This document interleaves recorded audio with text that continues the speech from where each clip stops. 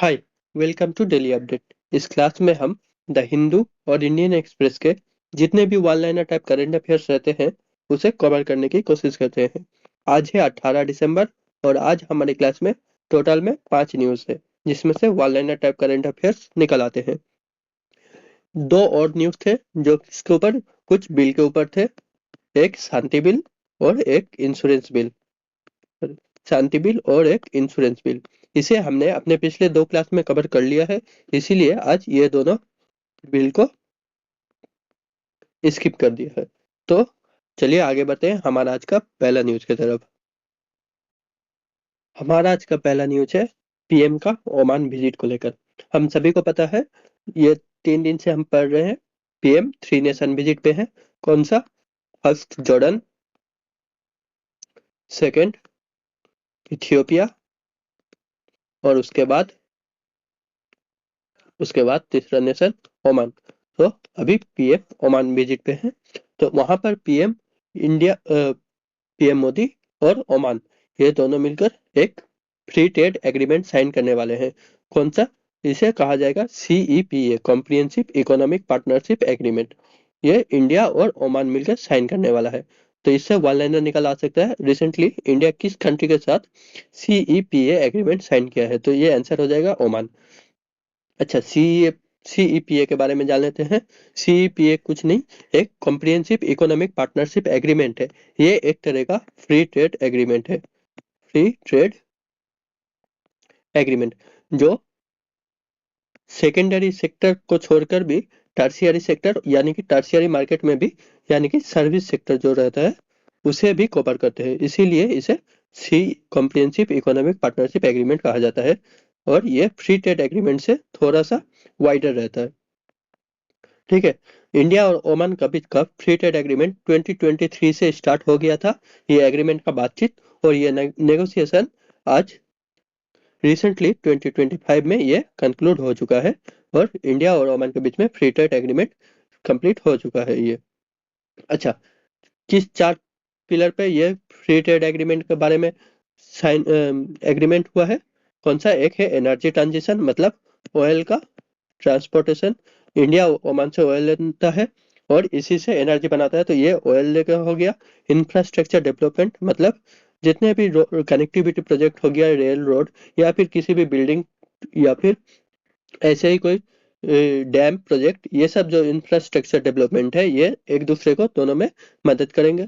Food security मतलब जैसे India Oman को राइस एक्सपोर्ट करता है, तो जितने भी खाने के सामान एक दूसरे को एक्सपोर्ट या इंपोर्ट करते हैं उसी को लेकर ये डील होंगे।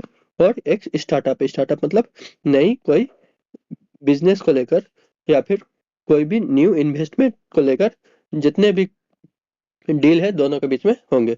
तो यही 4 सेक्टर थे जिसमें ये दोनों सीईपीए साइन किए। कौन से?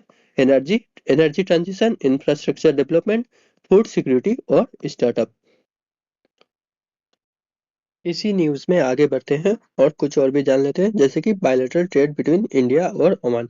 इंडिया और ओमान के बीच का trade, the third largest export destination for India among gulf corporation council. दुनिया में 6 जीसीसी कंट्रीज है। जीसीसी जितने भी गल्फ कॉर्पोरेशन कंट्रीज है उसमें से ओमान है इंडिया का third third largest export destination.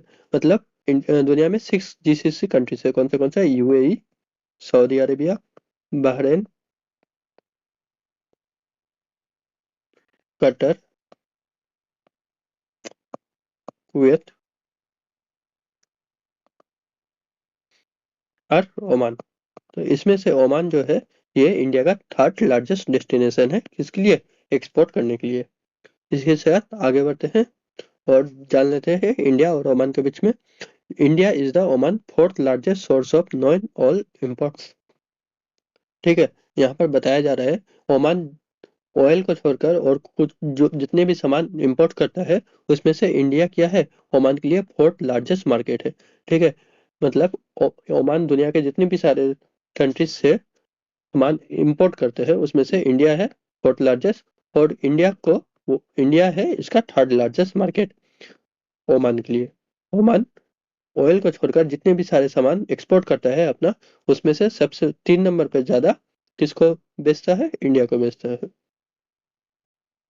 इसी के साथ और भी जान लेते हैं कुछ कुछ प्रोडक्ट जो इंडिया ओमान को एक्सपोर्ट करता है और ओमान इंडिया को एक्सपोर्ट करता है। जैसे कि जैसे कि यहाँ पर दिया हुआ है light oil, aluminium oxide, rice boiler, machinery, electrical machinery, aircraft component, ये सब सामान इंडिया ओमान को एक्सपोर्ट करता है। और LNG, crude petroleum, urea, organic chemicals, ammonia, industrial raw material और प्लास्टिक, ये सब सामान इंडिया ओमान से खरीदता है। तो ये था हमारा आज का फर्स्ट न्यूज। इसी के साथ आगे बढ़ते हैं हमारा आज का सेकंड न्यूज की तरफ। सेकंड न्यूज है कवच सिस्टम को लेकर। कवच क्या है? ये एक एंटी कोलिशन सिस्टम है ट्रेन का। ठीक है, इंडिया का खुद का डेवलप किया हुआ इंडिजीनियस, खुद का डेवलप किया हुआ ऑटोमेटिक ट्रेन प्रोटेक्शन सिस्टम, ये है कवच सिस्टम। ये क्या करते हैं, अगर कोई भी सेम ट्रैक पे अगर दो ट्रेन आ जाए तो इसे पहले से ही सिग्नल देकर अलर्ट कर देता है ताकि कोलिशन ना हो। इसे कहा जा रहा है इंडिया का कवच सिस्टम। ठीक है, अभी recently union rail minister Ashwini Vaishnaw ने इन्फॉर्म किया है इंडिया में 2000 किलोमीटर रेल में ये सिस्टम लग गया है, इसीलिए ये कवच सिस्टम न्यूज में आ जाता है। ठीक है, आगे बढ़ते हैं नेक्स्ट न्यूज मिलिट्री एक्सरसाइज के ऊपर। Military exercise desert cyclone. ठीक है, डेजर्ट साइक्लोन, डेजर्ट साइक्लोन 2, ये किसका किसके बीच में होता है? इंडिया और यूएई के बीच में होता है। ये जॉइंट मिलिट्री एक्सरसाइज है, नेवी का नहीं, एयरफोर्स का नहीं, ये मिलिट्री एक्सरसाइज है। ठीक है, ये इस साल जो होने वाला है 2025 में, कहाँ पर होगा? ये होगा अबू धाबी में होगा और सेकेंड एडिशन है, इसीलिए डेजर्ट साइक्लोन 2 बताया जा रहा है।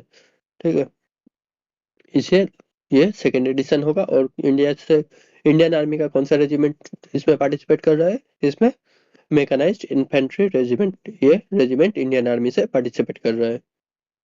अच्छा, एक और भी होता है साइक्लोन, ये किसके साथ होता है? ये शायद इजिप्ट के साथ होता है, एक बार डबल चेक कर लेना। आगे बढ़ते हैं हमारा नेक्स्ट न्यूज की तरफ। हमारा आज का नेक्स्ट न्यूज है आईसीजीएस सार्थक को लेकर। आईसीजीएस मतलब इंडियन कोस्ट गार्ड शिप सार्थक। अच्छा, ये क्या है? ये अभी 4 दिन का विजिट पे गया हुआ है। कहाँ पर? चाहबार पोर्ट, ईरान का चाहबार पोर्ट पे ये 4 दिन के विजिट पे गया है। ये आईसीजीएस सार्थक क्या है? ये एक ऑफशोर पेट्रोल वेसल है जो क्या करता है, पेट्रोल वेसल सिर्फ नजर रखने का काम करता है। ये ईरान पे गया है। ये इंडिया का फर्स्ट आईसीजीएस बन चुका है जो किसी भी ईरान का चाहबार पोर्ट गया है। ठीक है, ये जो गया है ईरान का चाहबार पोर्ट, ये कौन सा? इंडिया का मिशन सागर और महासागर विजन के ऊपर अंडर में, इसी विषय के अंडर में ये इंडिया का चाहबार सॉरी ईरान का चाहबार पोर्ट पे गया है। आगे बढ़ते हैं हमारा आज का लास्ट न्यूज की तरफ। हमारा आज का लास्ट न्यूज है एक ग्लोबल समिट को लेकर। रिसेंटली ग्लोबल समिट हुआ था किस चीज पे? ट्रेडिशनल मेडिसिन पे। ट्रेडिशनल मेडिसिन पे एक ग्लोबल समिट हुआ था। ये जॉइंटली किया गया था किसके किसके द्वारा? डब्ल्यूएचओ के द्वारा किया गया था और गवर्नमेंट ऑफ इंडिया के द्वारा किया गया था। गवर्नमेंट ऑफ इंडिया का आयुष मिनिस्ट्री के द्वारा किया गया था। ठीक है, ये ग्लोबल समिट किस चीज पे? ट्रेडिशनल मेडिसिन पे। कौन कौन? डब्ल्यूएचओ और गवर्नमेंट ऑफ इंडिया का आयुष मिनिस्ट्री। आयुष का फुल फॉर्म क्या होता है? आयुष का full form Ayurveda, yoga, naturopathy, यूनानी, सिद्धा एंड होम्योपैथी, ये है आयुष का फुल फॉर्म। इसी के साथ हमारा आज का क्लास यहीं पर खत्म होता है।